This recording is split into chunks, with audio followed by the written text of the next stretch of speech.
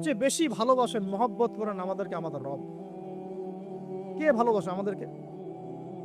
আল্লাহ ছাড়া আসলে ভালোটা বাসেই বাকে।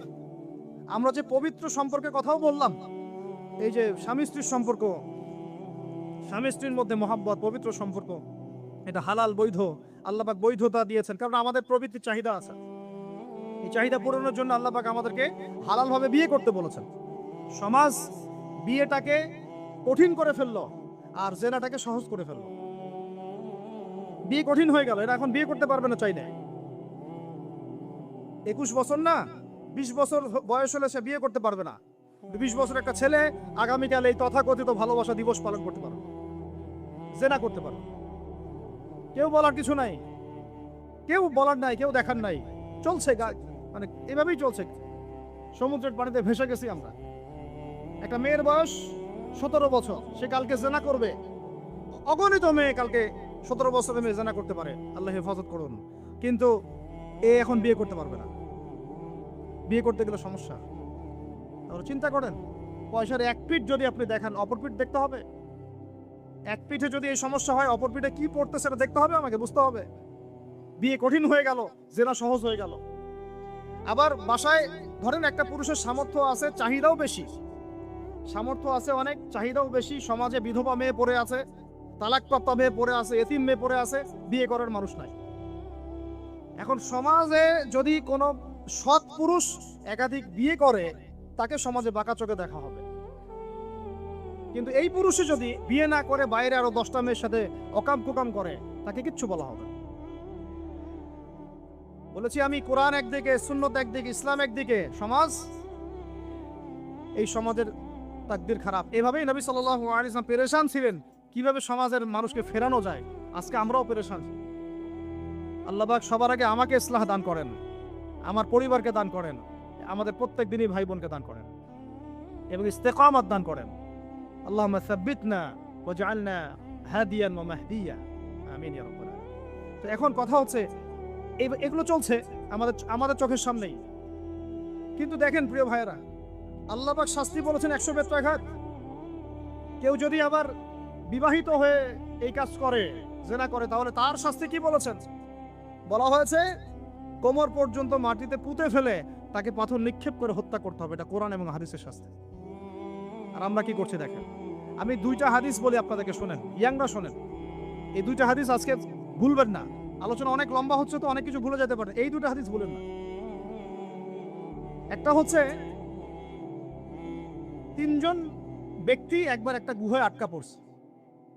3 জন বন্ধু বা ভাই তার একটা গুহার মধ্যে আটকা পড়ে গেছে। ঝড় হচ্ছে, গুহার মুখটা বন্ধ হয়ে গেছে পাথর দিয়ে, বের হওয়ার কোনো জায়গা নাই।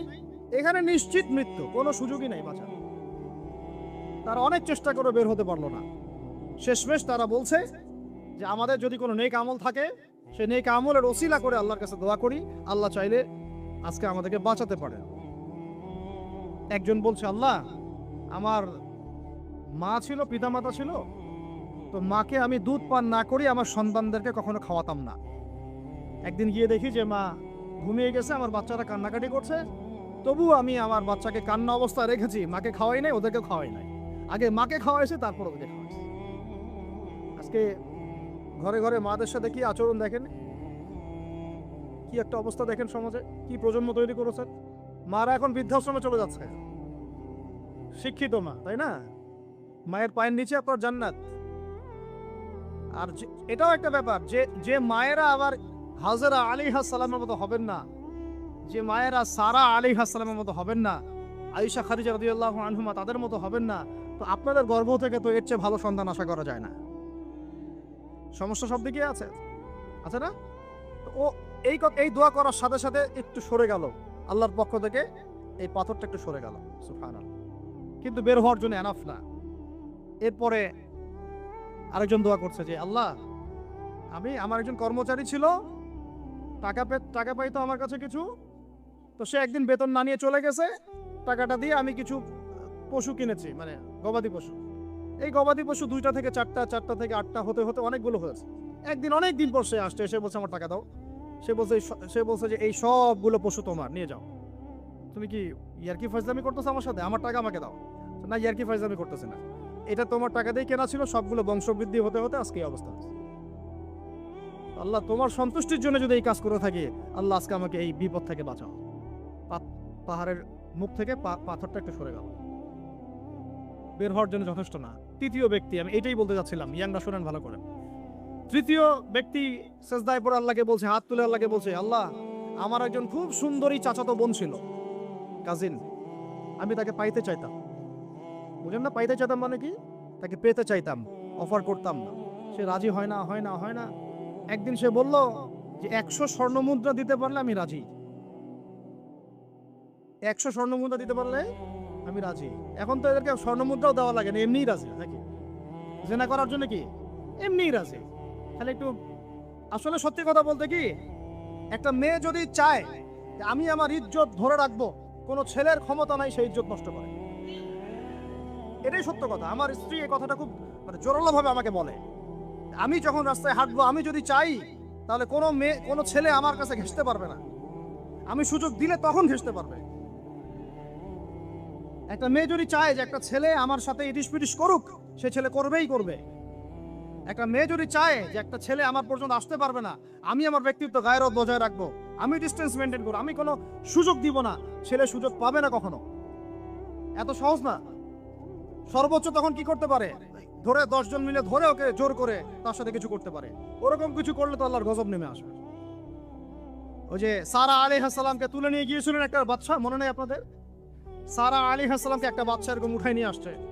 আর সারা আলাইহিস সালাম সবচেয়ে সুন্দরী মেয়েদের একজন ছিলেন পৃথিবীর ইতিহাসে, ইব্রাহিম আলাইহিস সালামের স্ত্রী। তখন তিনি হাত বাড়াচ্ছে চারদিকে ধরার জন্য। আর সারা আলাইহিস সালাম তখন বলছে, দাঁড়ান, আমাকে 2 রাকাত নামাজ পড়তে দেন। 2 রাকাত নামাজ পড়ে তিনি আল্লাহর কাছে হাত তুলে বলেন, আল্লাহ তুমি জানো আমি আমার সতীত্ব, আমার ইজ্জত, আমার সম্মান আমার স্বামী ছাড়া আর কারো সামনে কখনো প্রদর্শন করি নাই। আজকে এই জালেমের হাত থেকে আল্লাহ তুমি আমাকে বাঁচাও। ওইদিকে ইব্রাহিম আলাইহিস সালাম নামাজে দাঁড়িয়ে গেছে। ওই জালেম বাদশা যখনই হাত বাড়ায়, হাত অবশ হয়ে যায়, মাথা ঘুরে পড়ে যায়। 3বার 4বার চেষ্টা করেছে, তারপর পারে নাই। শেষে বলেছে, তোমরা আমার কাছে কাকে নিয়ে আসছো? নিয়ে যাও আমার সামনে থেকে। পরে উল্টা হাজারা আলাইহিস সালামকে হাদিয়া সহ দিয়ে পাঠিয়ে দিয়েছে। একটা মেয়ে চাইলে তার ইজ্জত সম্মান এভাবে রক্ষা করতে পারে।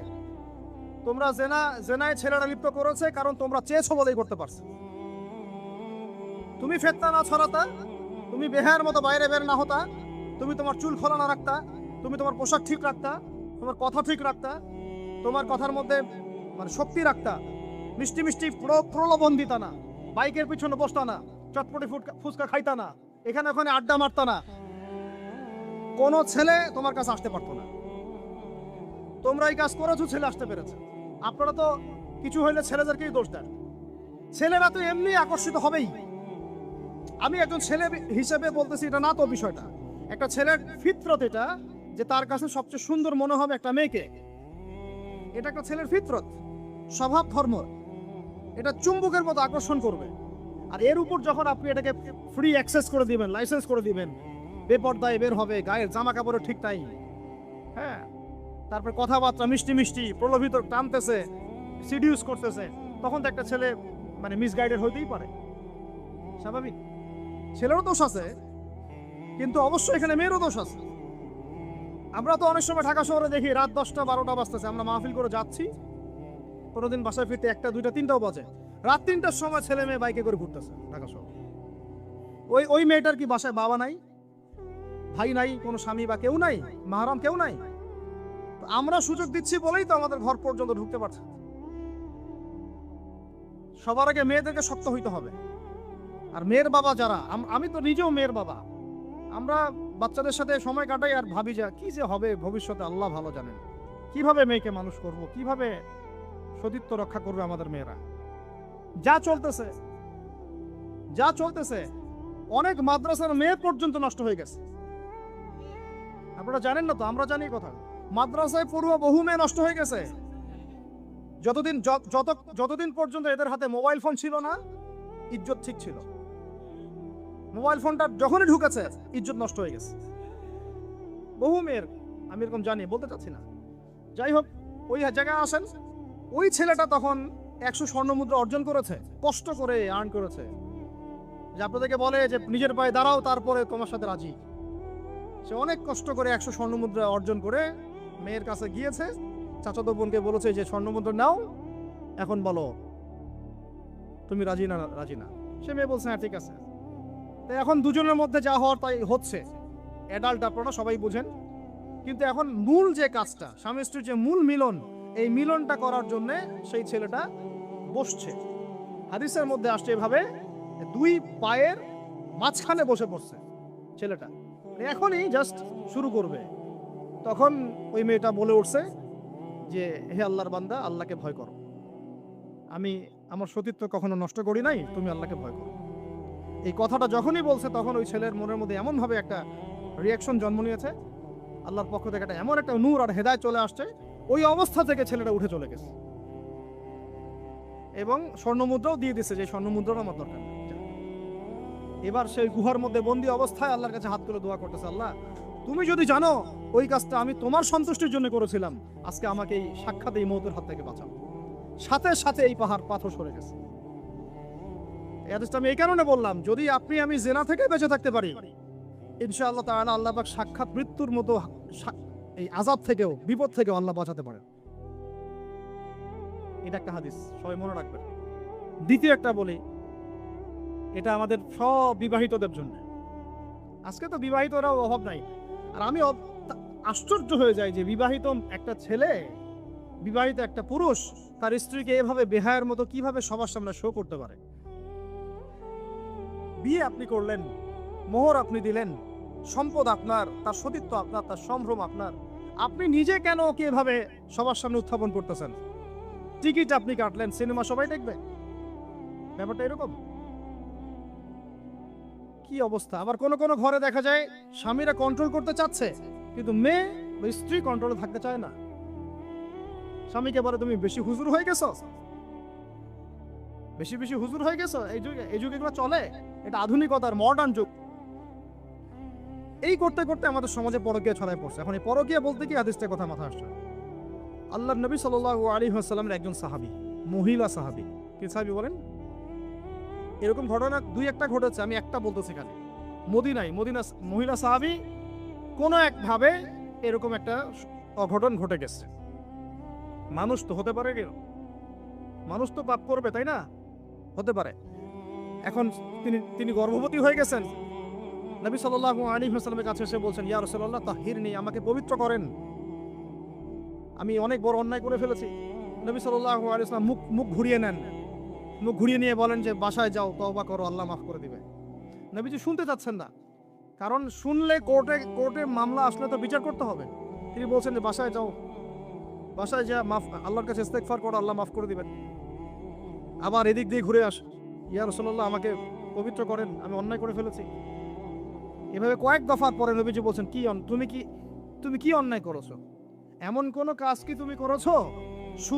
সুরমা দানিতে সুরমা নেয়ার সময় আমরা যেভাবে নেই, এরকম কোন কাজ কি তুমি করেছো? মানে উনি শব্দটা উচ্চারণ করলেন না মুখ দিয়ে, একটা এক্সাম্পল, মিসাল দিয়ে বুঝালেন, তুমি কি এরকম কোনো কাজ করেছো? অ্যাডাল্টারি কোনো কাজ করেছো? তিনি বলছেন হ্যাঁ, আমি গর্ভবতী হয়েছি। নবী সাল্লাল্লাহু আলাইহি ওয়াসাল্লাম আমার বিচার করে দেন। তিনি বলছেন যে বাসায় যাও, আগে সন্তান জন্ম দাও, তারপরে দেখা যাবে। সন্তান জন্ম হলো, সেই মহিলা আবার এসেছেন সাহাবী, ইয়া রাসূলুল্লাহ আমার বিচার করে দেন। বলছেন সন্তান জন্ম হয়েছে, হ্যাঁ, এখন সন্তান কি করে? দুধ পান করাও, 2 বছর দুধ পান করাও, তারপরে বিচার করে দেব। 2 বছর দুধ পান করা শেষ, সন্তান এখন শক্ত খাবার খেতে পারে, কোলে করে সন্তানকে নিয়ে আসছেন। নবী সাল্লাল্লাহু আলাইহি ওয়াসাল্লামকে বলছেন যে ইয়া রাসূলুল্লাহ, এই যে আমার বাচ্চা দেখেন খেতে পারে, এখন একে আমার বিচার করে দেন। দেখেন তাদের পরকালের কনসেপ্টটা কেমন ছিল, তাদের পরকালের চেতনা কেমন ছিল। এবার নবী সাল্লাল্লাহু আলাইহি ওয়াসাল্লাম বলেন, তোমাদের মধ্যে কে আছো এই বাচ্চার দায়িত্ব নিতে পারো? একজন আনসারী সাহাবী বলছেন আমি। বাচ্চা দাঁড় করে দিলেন, দিয়ে বলেন এই তাকে নিয়ে যাও, নিয়ে গিয়ে অমুক জায়গায় নিয়ে তাকে রজম করো। কি করো? রজম মানে কি ভাই? কোমর পর্যন্ত মাটিতে গেঁথে দিয়ে পাথর নিক্ষেপ করে, এই রজম করতে গিয়ে তার গা থেকে রক্ত ফিনকি বের হয়ে কোন একজন সাহাবীর, সম্ভবত খালিদ ইবনে ওয়ালিদ রাদিয়াল্লাহু আনহুর জুব্বার মধ্যে গিয়ে লেগেছে। তো তিনি কিছুটা তাচ্ছিল্যের স্বরে একটা বাক্য প্রয়োগ করেছেন, ছি, এটা কেমন হলো? হ্যাঁ, মানে মানে কিছু বলেন নাই, জাস্ট একটা রিয়াকশন দিয়েছেন যে নবী সাল্লাল্লাহু আলাইহি ওয়াসাল্লাম এই কথাটাই বলতে চাচ্ছি আমি। তিনি বলেছেন, হে হে খালিদ, তুমি থামো, তুমি তাকে এভাবে ইয়ে করো না, আন্ডারস্টিমেট করো না। এই নারী এই অপরাধ করার পরে যে পরিমাণ ইস্তেগফার করেছে, আল্লাহর কাছে তওবা করেছে, তার একার তওবা যদি মদিনাবাসীর মধ্যে ভাগ করে দেওয়া হয় তাও কম হবে। এই ঘটনা একটা ঘটেছে, আরেকজন সাহাবীর সাথে ওই ঘটনা ঘটেছে, পুরুষ সাহাবী। নবীজি বলেছেন, তোমরা তাকে তাচ্ছিল্য করো না, কারণ আমি দেখছি সে এখন জান্নাতে সাঁতার কাটতেছে। আর আমরা এই যে পরকিয়া, দেখেন পরকিয়া করলে, পরকিয়ার মাধ্যমে কেউ যদি ব্যভিচার করে ফেলে, নাউজুবিল্লাহ নাউজুবিল্লাহ, তাহলে এই পৃথিবীতে বাঁচার অধিকারটা সে হারায় ফেলে। পৃথিবীতে কি হয়? বাঁচার অধিকারটা সে হারায় ফেলে। ঠিক কেউ যদি সমকামিতা করে, এই পৃথিবীতে বাঁচার অধিকারটা সে হারায় ফেলে।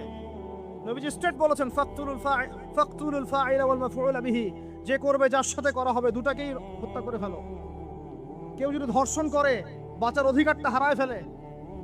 কিছু পাপ আছে যেগুলো করলে তওবা ইস্তেগফার করা যায়, কিন্তু পৃথিবীতে বাঁচার অধিকারটা মানুষ হারায় ফেলে। এটাকে আমরা এইভাবে প্রমোট করতেছি এখন। কে কে এগুলো নিয়ে ফিকির করে এখন? মনে করে যে এটা তো আধুনিকতা। অনেকে ওয়াইফ, একটা শব্দ আছে ওয়াইফ সুইপিং, একজনের ওয়াইফকে আরেকজনকে দিবে, ওর ওয়াইফকে সে নিবে, রাত কাটাবে। নাউজুবিল্লাহ। এটা পশ্চিমা সভ্যতা থেকে আসতেছে, জানেন? চোখ কান খোলা রাখেন। আমরা নিজেরা অনেক বক ধার্মিক সাজার চেষ্টা করতেছি, কিন্তু সমাজটা নষ্ট হয়ে যাচ্ছে। এটাকে সংস্কার করার দায়িত্ব আমাদের। এর উপরে তো আবার বাণিজ্য আছে, মানে এটা তো বাণিজ্যিক একটা প্ল্যাটফর্ম হয়ে গেল। যত বেশি পারো বাণিজ্য করো। এটা উপলক্ষে অমুক ছাড়, এইটা উপলক্ষে তমুক, এইটা উপলক্ষে অমুক নাটক, এটা উপলক্ষে অমুক গান, এই উপলক্ষে অমুক সিরিয়াল, এই উপলক্ষে অমুক টেলিফিল্ম। এই যে বাণিজ্য, এগুলো কিন্তু কর্পোরেট জগতে যারা থাকে, এই কর্পোরেট সেকশনে মানুষের একটা বাণিজ্য, একটা দিবসকে উৎসব কেন্দ্র করে বিশাল একটা বাণিজ্য করে আপনার ঈমান আমল কোথায় যায়? যাক, ওর পকেটে টাকা আসলেই হইল। আল্লাহ রাব্বুল আলামিন আমাদের সবাইকে এই চলমান জাহেলিয়াতগুলোর বাস্তবতা বোঝার তৌফিক দান করে। অনেক কথা ভাই, বলতে গেলে অনেক কথা, আর একদিন আর কথা বলবো। আমরা দোয়া করি আল্লাহ পাক কক্সবাজার এলাকায় এমন একটা দিনের মার্কাজ আমাদেরকে করার তৌফিক দান করেন, যেখান থেকে ইনশাআল্লাহ দিনের আলো পুরা কক্সবাজার সহ পাহাড়ি পার্বত্য এলাকা ছড়িয়ে পড়বে ইনশাআল্লাহ। সমাজ সংস্কার না করতে পারলে আমরা বাঁচতে পারবো না। আপনাদের মধ্যে যাদের সামর্থ্য আছে, কেউ জমি দিয়ে হলে সাহায্য করেন, কারো যদি সামর্থ্য থাকে অর্থ দিয়ে হেল্প করেন, কারো বুদ্ধি আছে বুদ্ধি দিয়ে, পরামর্শ দিয়ে সহযোগিতা করেন। দিনের স্বার্থে, আল্লাহর জন্য, তার রাসূলের দিনকে টিকিয়ে রাখার স্বার্থে, সমাজের জাহিলিয়াতগুলো দূর করার স্বার্থে দিনই মার্কাজগুলো প্রতিষ্ঠা করার কোনো বিকল্প নাই। অযথা একদিনের মাহফিল দিয়ে আমি আসলাম, চলে গেলাম, 1 বছর আপনার সাথে আমার দেখা নাই, আপনি সমাজ সংস্কার করতে পারবেন না। এভাবে দিন কায়েম হয় না। ইকামতে দিন অনেক কঠিন বিষয়। প্রত্যেক দিন প্রত্যেক রাতের মেহনতের উপর দাঁড়ায় থাকবে ইনশাআল্লাহ। আল্লাহ পাক আমাদেরকে এই বেহায়া দিবসকে বর্জন করার তৌফিক দান করুন। এই পশ্চিমাদের ফাঁদ থেকে আল্লাহ আমাদেরকে বাঁচায় রাখেন। আল্লাহ রাব্বুল আলামিন আমাদের সবাইকে যেন এই জেনা, ব্যভিচার, পরকিয়া, তারপরে সুদ, মাদক, সমকামিতা, ট্রান্সজেন্ডার, এই সমস্ত ফিতনা থেকে আল্লাহ আমাদেরকে হেফাজত করেন। আমাদের যুবক যুবতীদেরকে আল্লাহ পাক খাস করে এই চলমানের জাহিলিয়াতগুলো থেকে হেফাজত করেন। আমি প্রত্যেক পরিবারের কর্তা সতর্ক হয়ে যান। প্রত্যেক পরিবারের যে ভাই আছেন, যে বাবা আছেন, সতর্ক হয়ে যান। আপনার পরিবারটাকে আপনি শক্ত হাতে দমন করেন, কঠোরভাবে, দেখবেন ইনশাআল্লাহ অ্যাটলিস্ট আপনার ঘরটা পবিত্র রাখেন। সবাই যার যার পরিবারের দায়িত্ব নেই, ইনশাআল্লাহ দেখবেন সমাজ ঠিক হয়ে গেছে ইনশাআল্লাহ। আমার স্ত্রীকে আমি এসব করতে দিব না, ওর ক্ষমতা আছে করবে, করলে ওকে আমি তালাক দিয়ে রেখে দেবো, শেষ, সোজা কথা। ও আমরা এইভাবেই কথা বলি বাসায়, এক কথায় চলবে, এক কথায় উঠবে, এক কথায় বসবা, দ্বিতীয় কথা যেন বলতে না হয়। একদিন একটা ইস্যু নিয়ে মানে ঝগড়া তুল কালাম হয়ে গেল, আমি রাগ কন্ট্রোল করতে পারলাম না। বলছিলাম যে হাত মোজা ভালো করে পড়তে, হাত কথা বলার সময় দেখেন, যদি আমি হাতে ভাবে উঁচু করি দেখা যায় এতটুকু। আমি বাসায় গিয়ে বলছিলাম যে হাত মোজা খুব ভালো করে এই পর্যন্ত পড়তে, এইটুকু নিয়ে মনে হয় আমি 10 মিনিট ঝাড়ি দিচ্ছি, মানে বকা দিচ্ছে, একদম মাথা নিচু করে শুনছে, একটা কথা বলে। আমি আমার পরিবারটা ঠিক করলে কেন আমার মানে বাইরে যাবে, কিভাবে যাবে? আমি বলতেছি না যে সে বাইরে যাইতে পারবে না, প্রয়োজনে তার প্রয়োজন পূরণ করতে পারবে। পারবো না, এমন তো না বিষয় না। বেপরদায় এভাবে যাবে কেন? বেপরদায় ফিতনার মধ্যে কেন যাবে?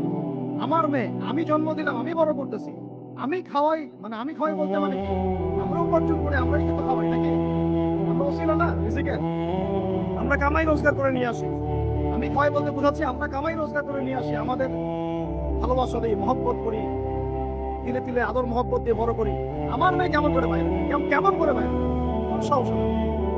আমি বাবা হয়ে বেঁচে থাকবো কিভাবে যাই গেলে ওকে একদম খাওয়া বন্ধ করে দিবে।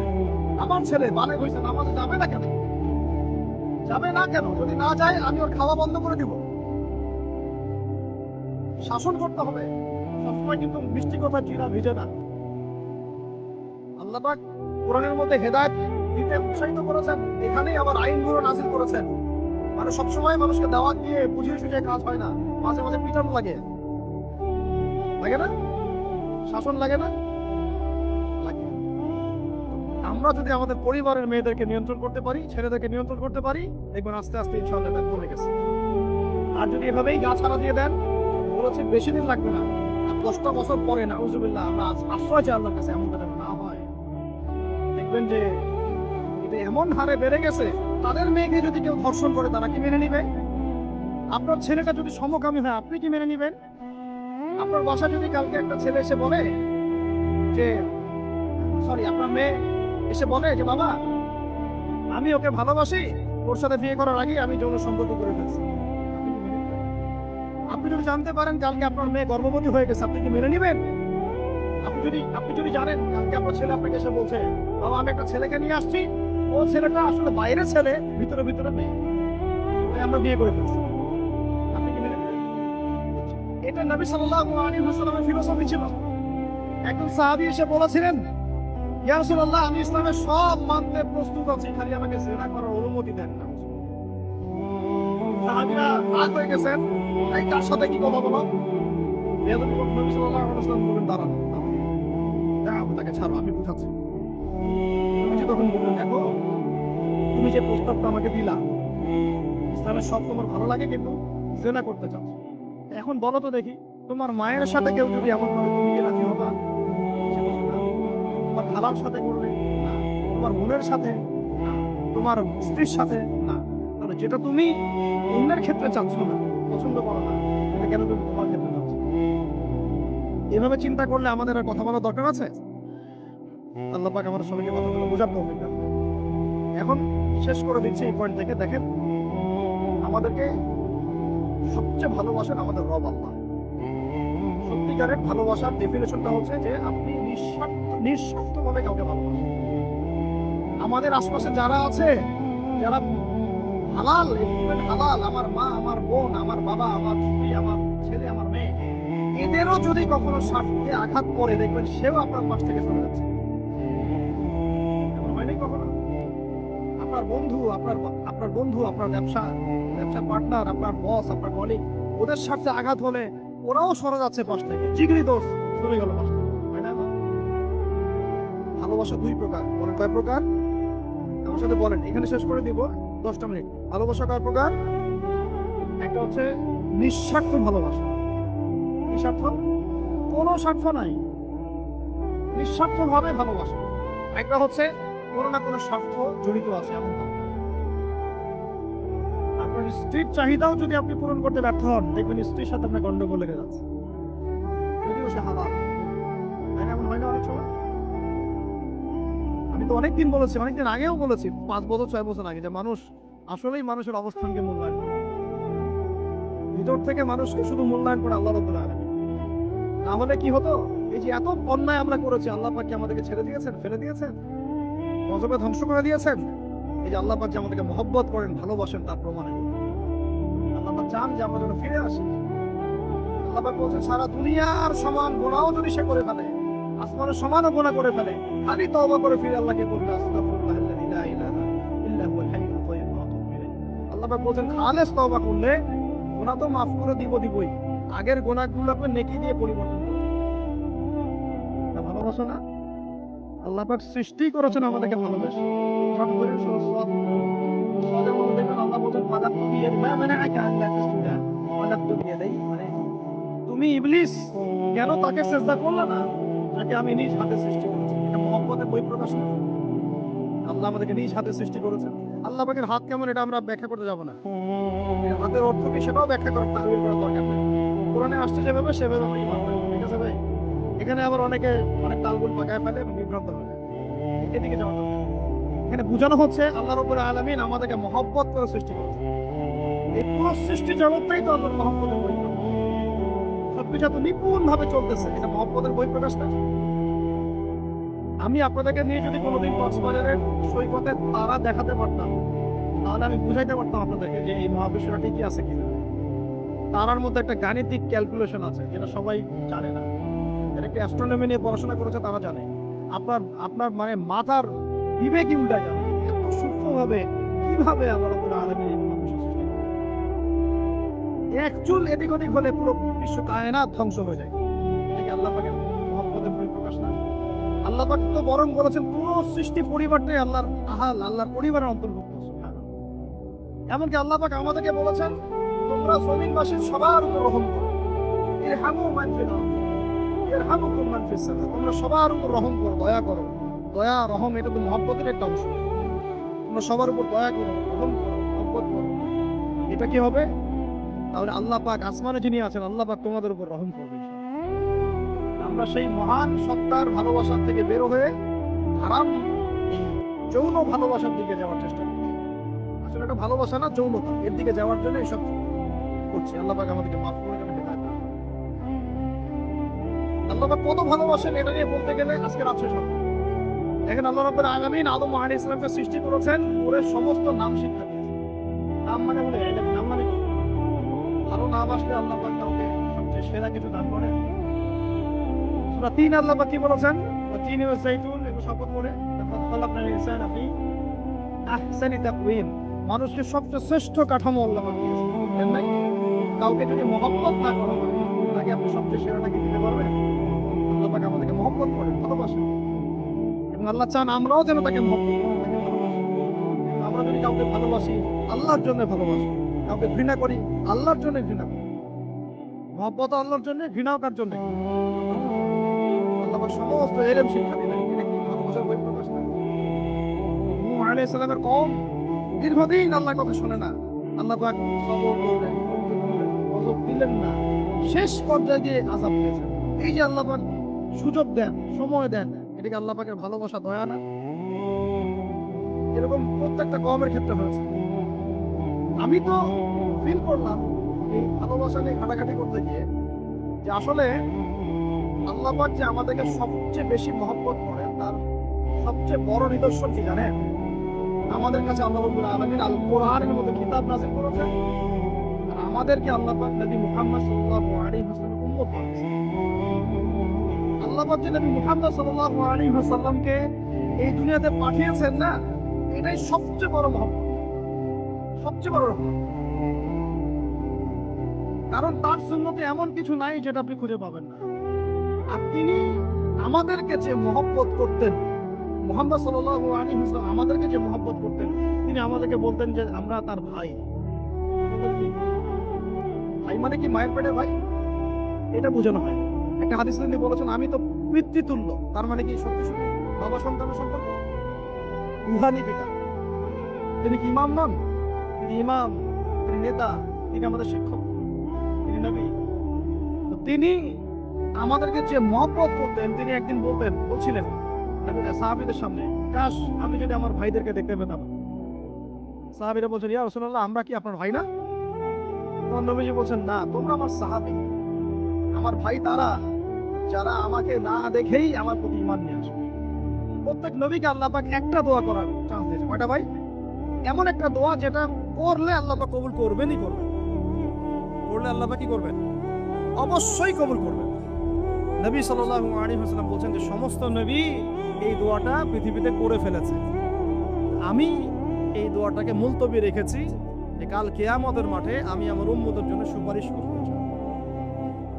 এবং নবী সাল্লাল্লাহু আলাইহি ওয়াসাল্লামের সুপারিশে বহু কবিরা গুনাহগার মুসলমান যারা জাহান্নামের ফয়সালা হয়ে গেছে তাদেরকে আল্লাহ পাক কিছুটা শাস্তি ভোগ করালে হলেও আবার জান্নাতে নিয়ে আসবে। তিনি আমাদেরকে মহব্বত করেন না? করতে দেন না? চিন্তা করে তাহলে আমরা তার দিনকে কি মহব্বত করলাম, আমরা তার হুকুম হাকামের বিধিবিধান সুন্নতের কি মহব্বত করলাম, চিন্তা করেন। একটা হাদিসে নবীজি স্পষ্ট করে বলছেন এটা আমাদের জন্য একটা কষ্টি পাথর, এটা একটা কি কষ্টি পাথর। তিনি বলছেন লা ইউমিনু আহাদুকুম, তোমাদের মধ্যে কেউ মুমিন হইতে পারবে না। কি হইতে পারবে না? মানে প্রকৃত মুমিন হইতেই পারবে না তোমরা। এ আমার উম্মত, তোমাদের মধ্যে কেউ প্রকৃত মুমিন হইতেই পারবে না যতক্ষণ না হাত্তা আকুনা আহাব্বা ইলাইহি বিওয়ালিদিহি ওয়ালাদিহি ওয়ান নাসি আজমাইন, যতক্ষণ না আমি মুহাম্মদ সাল্লাল্লাহু আলাইহি ওয়াসাল্লাম তোমার কাছে, তোমাদের কাছে নিজের কি সন্তান, নিজের বাবা মা এবং সমস্ত মানব জাতির থেকে বেশি প্রিয় না হচ্ছে। হাদিসটা আবার বলি, নবীজি বলছেন কেউ ততক্ষণ পর্যন্ত প্রকৃত মুমিন হতে পারবে না যতক্ষণ না আমি মুহাম্মদ সাল্লাল্লাহু আলাইহি ওয়াসাল্লাম তার কাছে তার সন্তান, তার পিতা, এমনকি সমস্ত মানব জাতি থেকে বেশি প্রিয় না হচ্ছে। আমরা যারা আগামীকালকে এইটার প্রিপারেশন নিয়েছি, আসলে কি আমাদের কাছে নবী প্রিয় বেশি না আমাদের দুনিয়ার স্বার্থ বেশি প্রিয়? যারা এগুলো করবে তাদের কাছে কি সত্যি নবী প্রিয়? তাহলে তারা করতে পারতো না। নবী আমাদের কাছে সবচেয়ে বেশি প্রিয় না হয় আমরা মুমিন হতে পারছি না।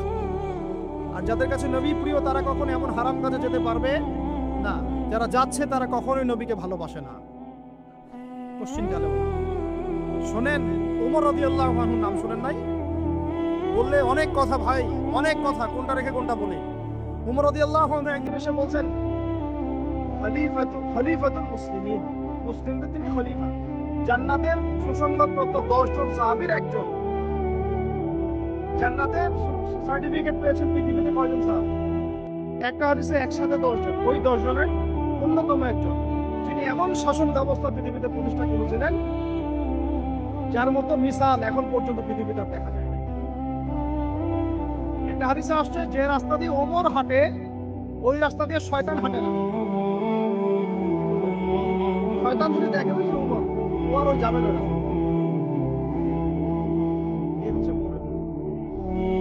আমার পরে কোনো নবী নাই, নবীজি বলেছেন আমার পরে কোনো নবী নাই, লা নবী আবাদি, আমার পরে কোনো নবী নাই। যদি হতো তাহলে ওমর হতো, যদি হতো তাহলে আমার পরে কোনো নবী নাই। তবে তুমি আমার, এটা অন্য সাহাবী সম্পর্কে, আলী ইবনে আবি তালিব সম্পর্কে, তুমি আমার জীবনে তেমন মুসার জীবনে হারুন ছিল যেমন। আলী ইবনে আবি তালিব। এখানে কথা হচ্ছে ওমর রাদিয়াল্লাহু আনহুর মতো মানুষ নবীর কাছে এসে বলছেন সাল্লাল্লাহু আলাইহি ওয়াসাল্লাম, ইয়া রাসূলুল্লাহ ওয়াল্লাহি লা উহিব্বু, আল্লাহর কসম করে বলছি আমি আপনাকে অনেক মহব্বত করি, ইল্লা মিন নাফসি, আমার নফসের চেয়ে বেশি নয়।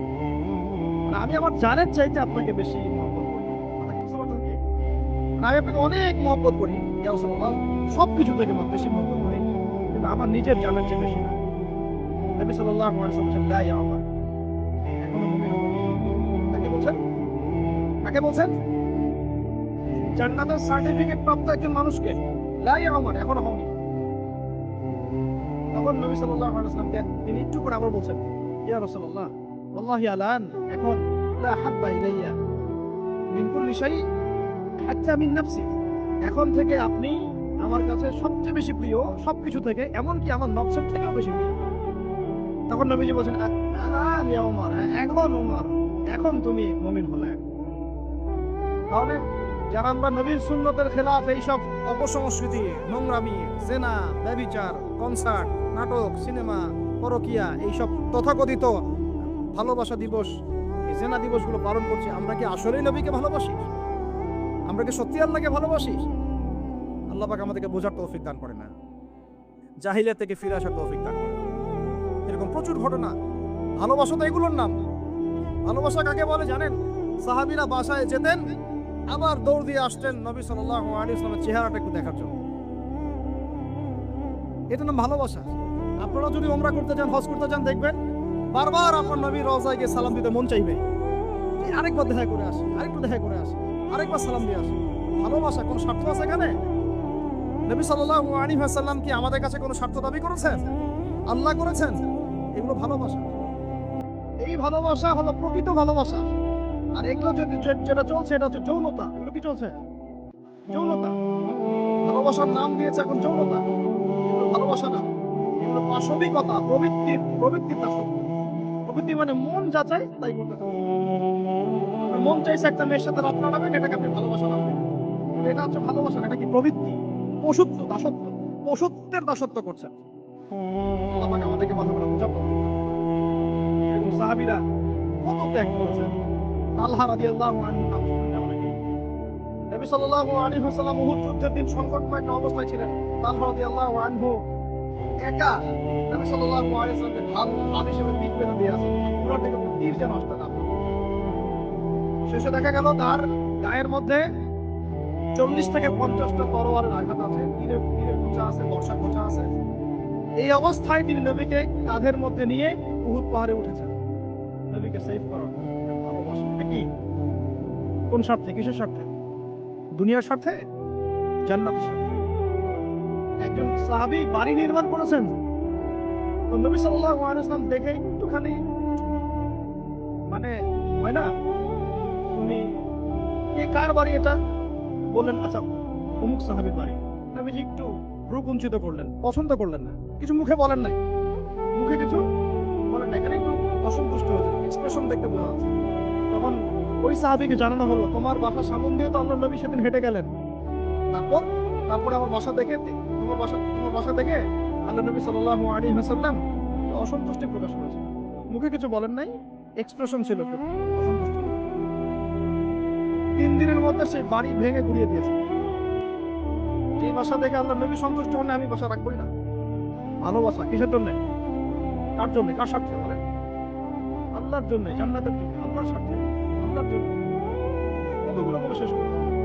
সাদ বিন আবি ওয়াক্কাস রাদিয়াল্লাহু আনহু উহুদ যুদ্ধে এইরকম করে তিন নিক্ষেপ করছেন। আল্লাহ নবী বলছেন, ইয়া সাদ, হে সাদ, তীর ছোড়ো, তোমার জন্য আমার পিতামাতা কুরবান হোক। আশপাশে 9 জন ছিল, তার মধ্যে একজন করে শহীদ হতে শেষে 2 জন বেঁচে থাকলো, সাদ বিন আবি ওয়াক্কাস, তালহা বিন উবাইদ রাদিয়াল্লাহু আনহু। এগুলো তারা কেন করেছেন? ভালোবাসার জন্য। ভালোবাসাই করবেন। কতগুলো বলে শেষ করব আপনাদেরকে বলে। নবী সাল্লাল্লাহু আলাইহি ওয়াসাল্লামের কাছে একজন সাহাবী আসলে ইসলাম কবুল করতে এসে হাতের মধ্যে কিছু বালা আংটি এগুলো থাকে না, এগুলো ছিল, এগুলো খুলে ফেলে দিয়েছেন নবী সাল্লাল্লাহু আলাইহি ওয়াসাল্লাম, খুলে ফেলে দিয়েছেন। একটা খুব দামি সোনার আংটি ছিল, ফেলে দেওয়ার পরে অনেকে বলছে তুমি তো আমার মুসলিম হয়েছো, ইসলাম কবুল করেছো। তো আচ্ছা ঠিক আছে, ওইটা না হয় নবীজি করতে নিষেধ করেছেন, তুমি ওইটা নিয়ে বিক্রি করে দাও, বিক্রি করে না ওই টাকা দিয়ে অন্য কিছু করো। নবী বলছেন, কখনো না, আমার হাত থেকে আল্লাহ নবী খুলে একটা জিনিস ফেলে দিয়েছেন, আমি সেটা আবার নিতে যাবো? হিসেব নেই না। ভালোবাসা, ভালোবাসা। আল্লাহ পাক এটাই কোরআনে বলছেন, কোন আপনি ফেরালে আপনি বলে দিন, ইন কুনতুম তুহিব্বুনাল্লাহ, তোমরা যদি আল্লাহকে মহব্বত করেই থাকো, আল্লাহকে সত্যিকার অর্থে ভালোবেসেই থাকো, ভালোবাসা দাবি করেই থাকো, ফাত্তাবিউনি, তাহলে নবীর আনুগত্য করো, ইউহিব্বুকুমুল্লাহ, তখন আল্লাহ তোমাদেরকে ভালোবাসবেন। ইয়াগফির লাকুম যুনুবাকুম, তোমাদের সব গুনাহ আল্লাহ মাফ করে দিবেন। আল্লাহু গফুরুর রহিম। এই হলো ভালোবাসা। ভালোবাসা মানে কি? ভালোবাসা মানে হচ্ছে আস-সামউ ওয়াত তাআ, আমি নবী এবং আল্লাহ এবং তার রাসূলের কথা শুনবো এবং আনুগত্য করব। শুনবো এবং এর নাম ভালোবাসা। শুনবো, আনুগত্য করবো, তাহলে আমরা কি শুনবো, কি আনুগত্য করবো? আমাদেরকে প্রথমে কোরআন পড়তে হবে, কোরআনের অনুবাদ জানতে হবে, কোরআন অনুযায়ী জীবন করতে হবে, 5 ওয়াক্ত নামাজ পড়বো ইনশাআল্লাহ, হালাল খাবো, যাকাত দিব, রমজানে সওম রাখবো, নবীর সুন্নাহ অনুযায়ী জীবন যাপন করব এবং সুন্নাহ বিরোধী, কোরআন বিরোধী, ইসলাম বিরোধী কোনো কাজে আমি লিপ্ত হব না। এই তো ভালোবাসা।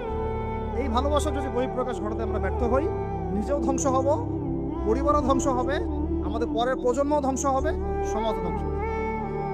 আল্লাহ পাক আমাদেরকে বোঝার তৌফিক দান করেন। আজকের মতো এখানে শেষ করি, অনেক লম্বা আলোচনা হয়ে গেল। যদি কারো কোনো প্রশ্ন থাকে সেটা আপনারা লিখিত আকারে করতে পারেন, আমি অ্যান্সার দেওয়ার চেষ্টা করবো ইনশাআল্লাহ। রাত 12:30 বাজতেছে, তো শেষ করার আগে আমি জাস্ট 2টা মিনিট সময় নিচ্ছি। আমার সাথে সবাই বলেন, আমরা দাঁড়ান, আমি একটা করে বলি, আমরা নবী সাল্লাল্লাহু আলাইহি ওয়াসাল্লামের শেখানো রাস্তার বাইরে যাব না ইনশাআল্লাহ। আমরা আল্লাহ রাব্বুল আলামিনের মহব্বত শুধু মুখে দাবি করবো এমন না, কাজে প্রমাণ করবো ইনশাআল্লাহ।